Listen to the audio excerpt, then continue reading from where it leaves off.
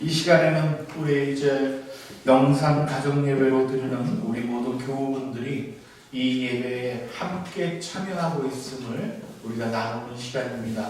오늘 특별 찬양은 정예은 교우가 가정에서 오늘 이 시간을 기억하며 함께 참여하며 특별 연주하도록 하겠습니다. 예, 정예은 교우의 특별 찬양입니다.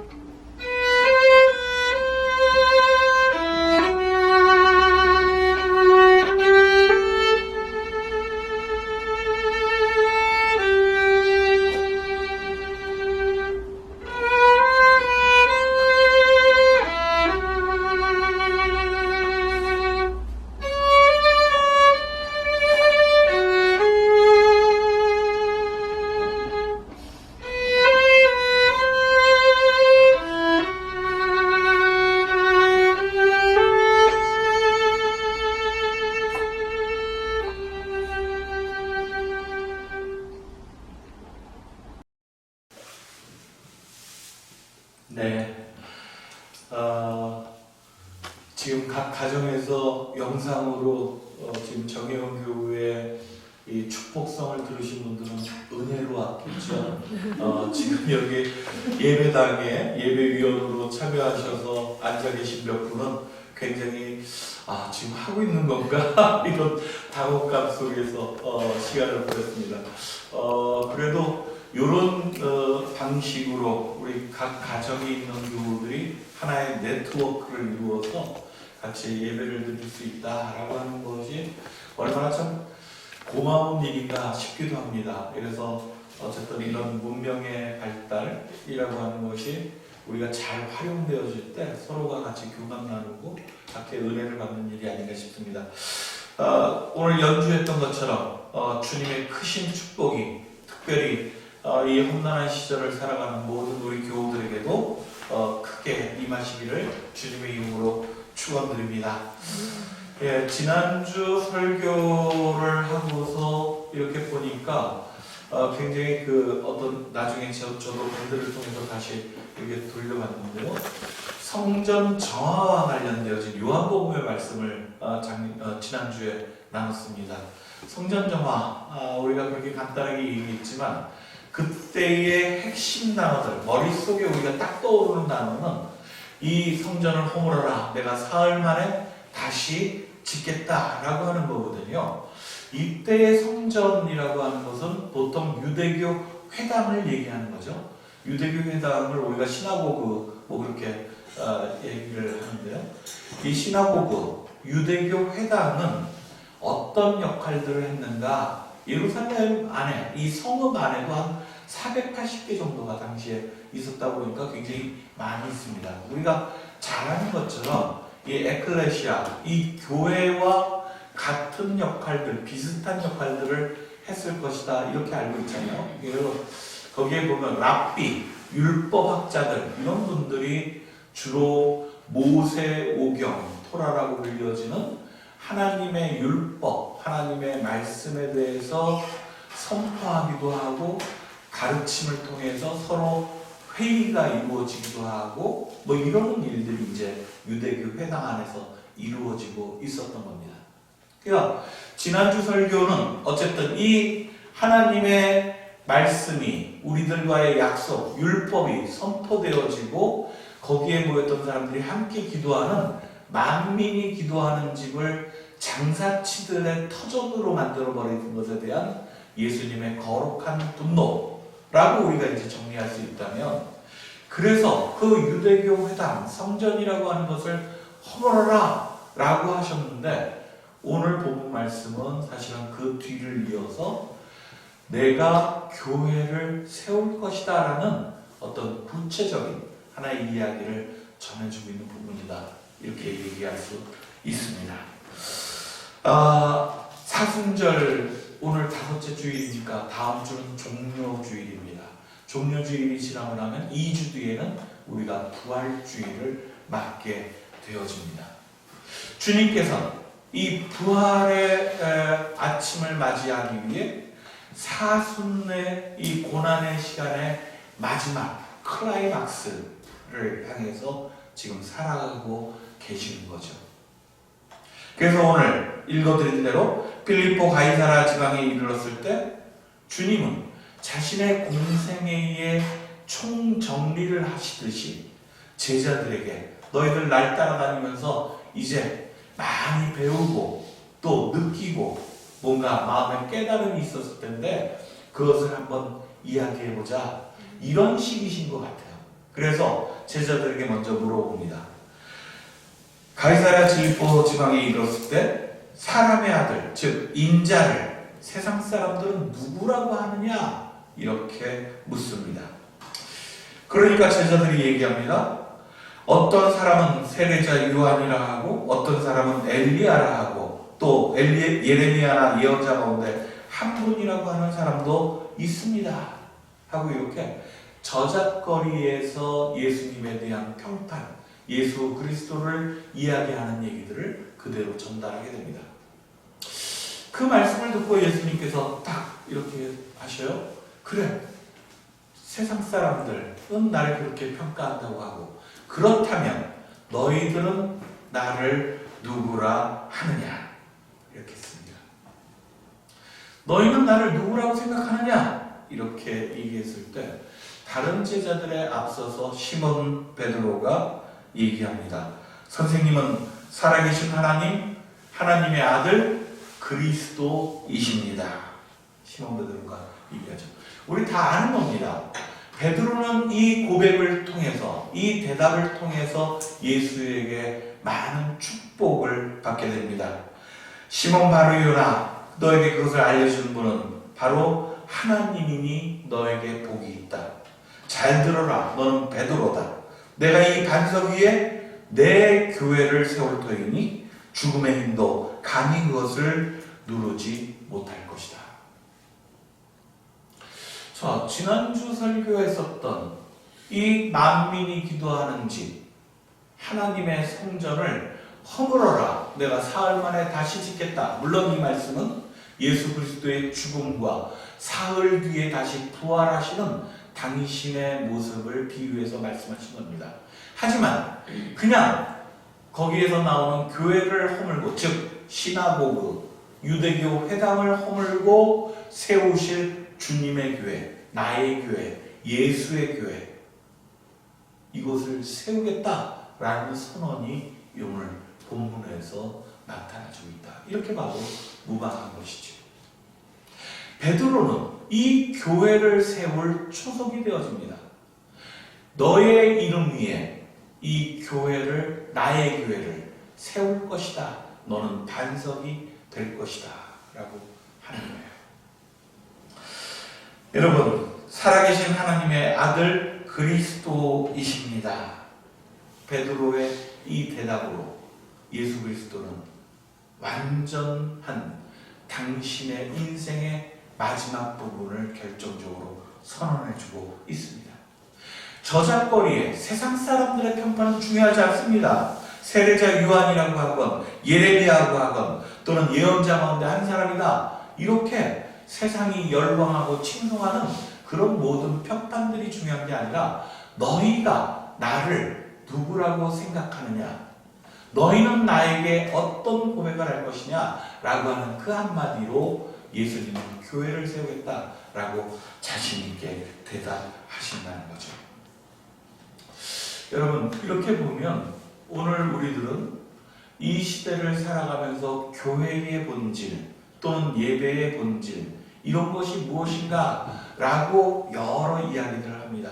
어제 밴드에도 제가 김학철 목사님이 말씀하셨던 교회 또는 예배의 본질 이런 거 영상을 올려놨는데요.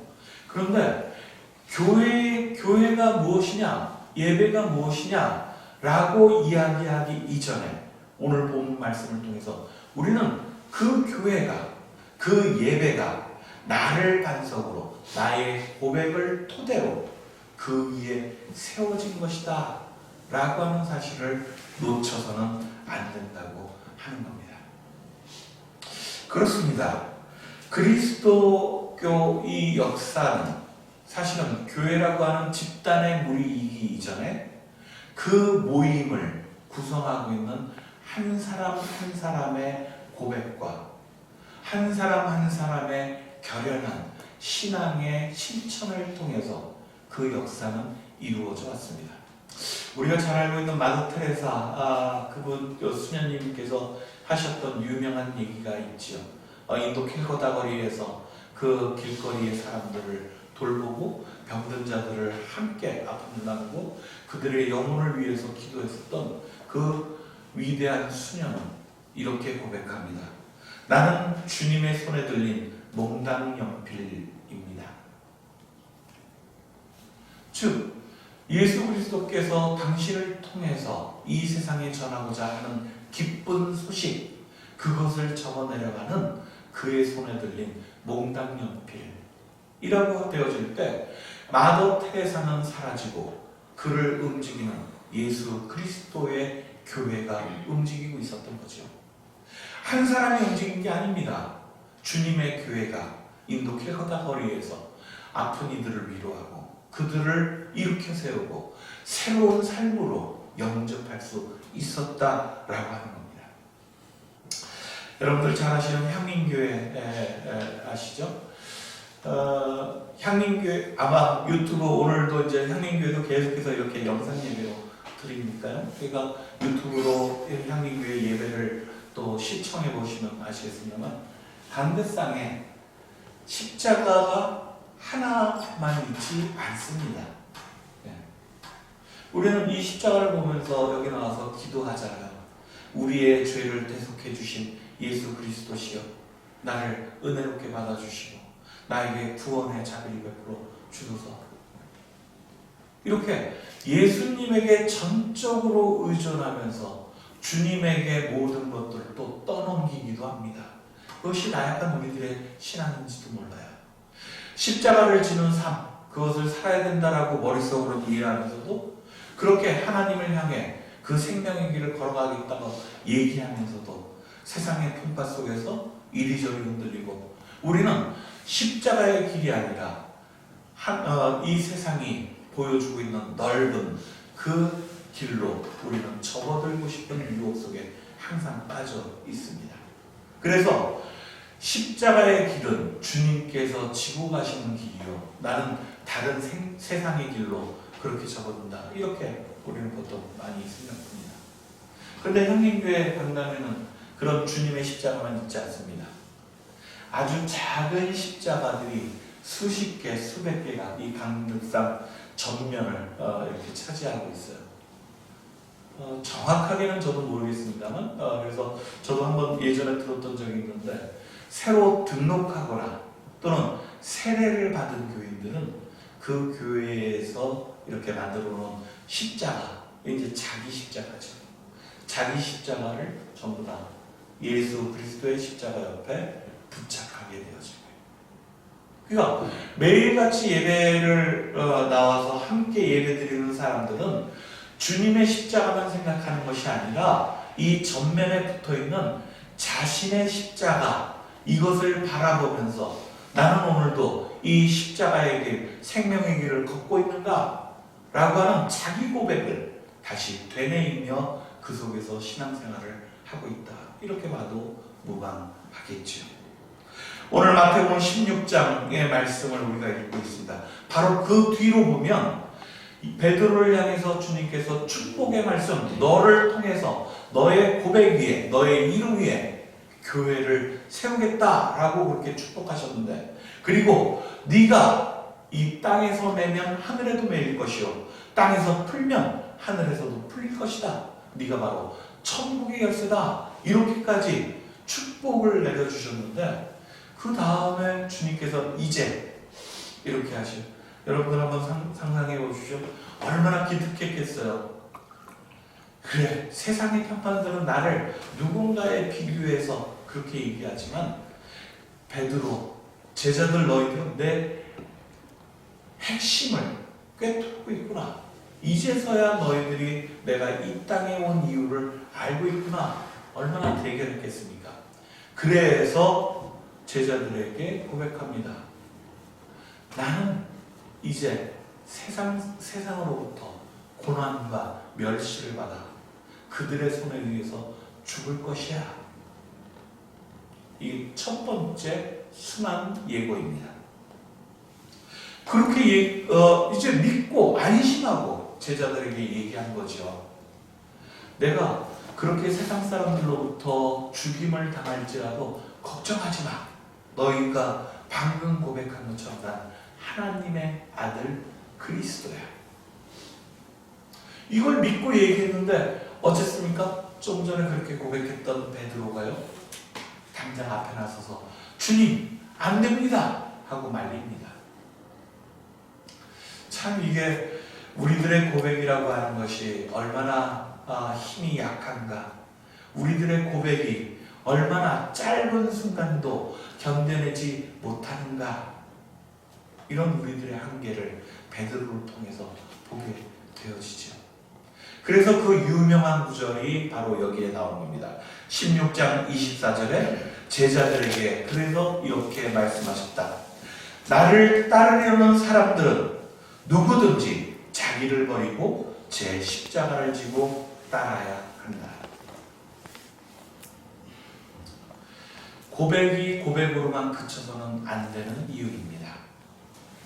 집회교회 여러분, 향림교회에 예수 그리스도의 짊어진 십자가를 상징하는 이 하나의 십자가만을 바라보면서 나는 슬쩍 그 십자가의 길에서 비껴나 있는 삶을 살아가지는 않습니까?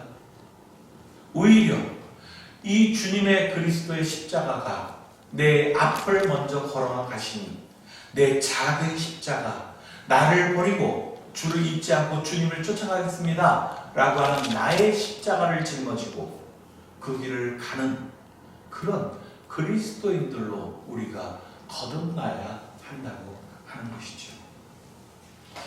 원불교에서는요, 무시습기라고 하는 단어가 있어요. 무시습기. 이것은 아주 먼 옛날부터 우리 몸에 배워온 습관, 이 습관은 하루아침에 생긴 것이 아니다.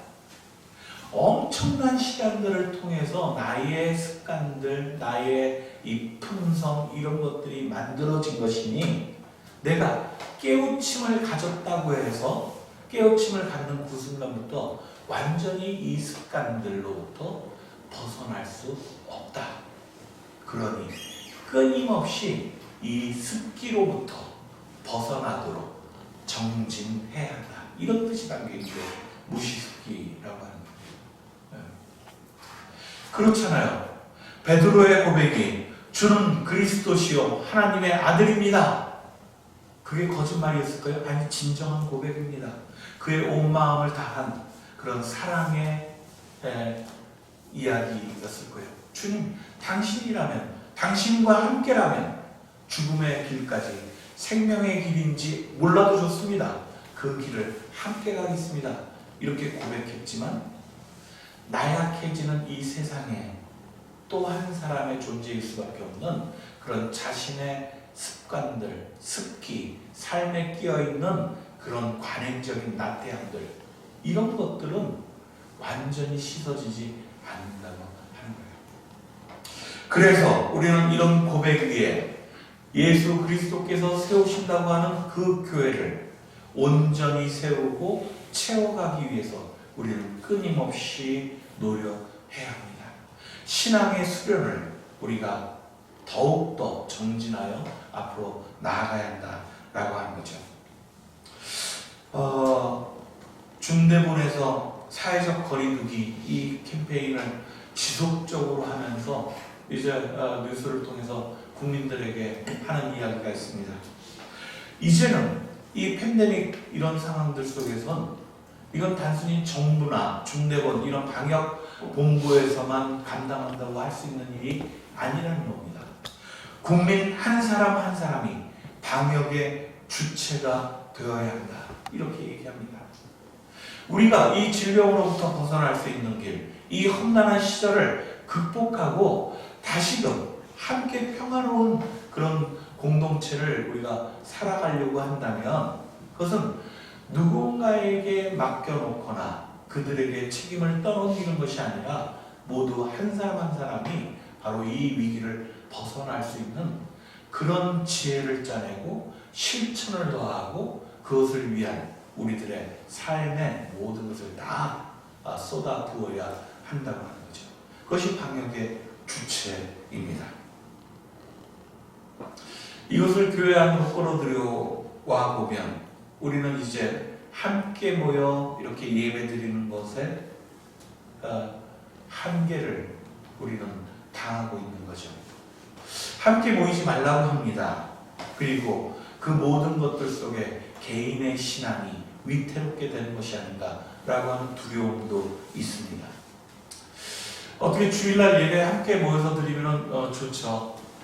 목사에게 설교 중심으로 목사에게 많은 것들이 부여되어지고 목사는 그 책임으로 여러분들의 신앙의 성숙을 또한 책임있게 가르쳐야 합니다.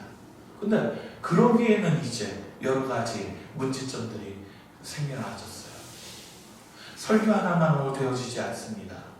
또는 예배 드린다라고 하는 이것을 영상으로 아무리 찍어서 여러분들하고 나눈다고 해도 여러분들이 그냥 카메라 앞에 또는 컴퓨터 앞에 자리하지 않으면 우리는 예배를 드리지 않아도 상관없는 그런 자율적인 삶의 신앙의 생활 속에 우리는 속해져 있는 거예요. 어떻게 해야 되겠습니까? 교회가 좀 더 감시할까요? 매일같이 전화하고 성경을 읽고 있는지, 기도하고 있는지, 말씀 가운데 살고 있는지 이런 것들을 관리하는 그런 시스템으로 가야 될까요? 그렇지 않습니다. 이거는 우리들에게 또 한 번의 굉장히 중요한 그런 시간을 우리가 맞고 있는 거죠.